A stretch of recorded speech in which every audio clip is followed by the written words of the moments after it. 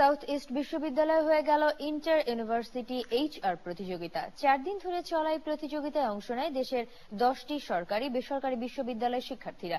প্রতিযোগিতা শেষে বিজয়ী দলদের সদস্যদের হাতে মেডেল, ক্রেস্ট ও সার্টিফিকেট তুলে দেয় বিশ্ববিদ্যালয় কর্তৃপক্ষ।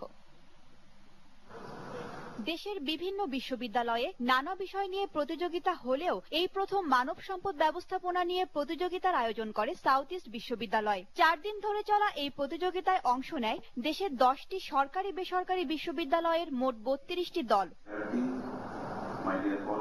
সকালে প্রতিযোগিতায় বিজয়ী দলদের হাতে পুরস্কার তুলে দেন বিশ্ববিদ্যালয়টির উপাচার্য সহ শিক্ষক মণ্ডলী। মোট 4টি রাউন্ড পার হয়ে প্রতিযোগিতায় প্রথম স্থান দখল করে নেয় ঢাকা বিশ্ববিদ্যালয়ের IBA, দ্বিতীয় সাউথ ইস্ট বিশ্ববিদ্যালয় এবং তৃতীয় স্থানটি দখল করে জাহাঙ্গীরনগর বিশ্ববিদ্যালয়ের IBA। প্রতিযোগিতার অভিজ্ঞতা ভবিষ্যৎ কর্মজীবনে সহায়তা দেবে বলে মনে করে অংশগ্রহণকারী শিক্ষার্থীরা।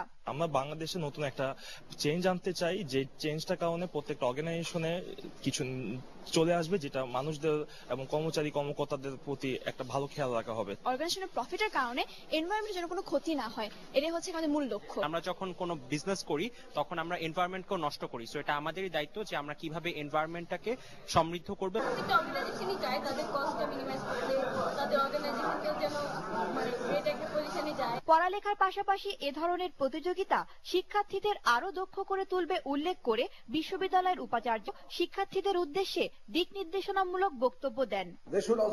আমাদের শিক্ষার্থীরা যথেষ্ট মেধাবী ও পরিশ্রমী। সঠিক দিক নির্দেশনা পেলে তারা অনেক দূর এগিয়ে যাবে বলে আমি বিশ্বাস করি। অনুষ্ঠানে গেস্ট অফ অনার হিসেবে উপস্থিত ছিলেন ভারতের ওয়েস্ট বেঙ্গল বিশ্ববিদ্যালয় ও টেকনোলজির ডিন ডক্টর মনোদীপ রায় চৌধুরী। তনিমা ইসলাম, নিউজ 9, ঢাকা। করদাতাদের সুবিধার্থে NBR-কে আরো গতিশীল ও ব্যবসা বান্ধব করা হবে বলে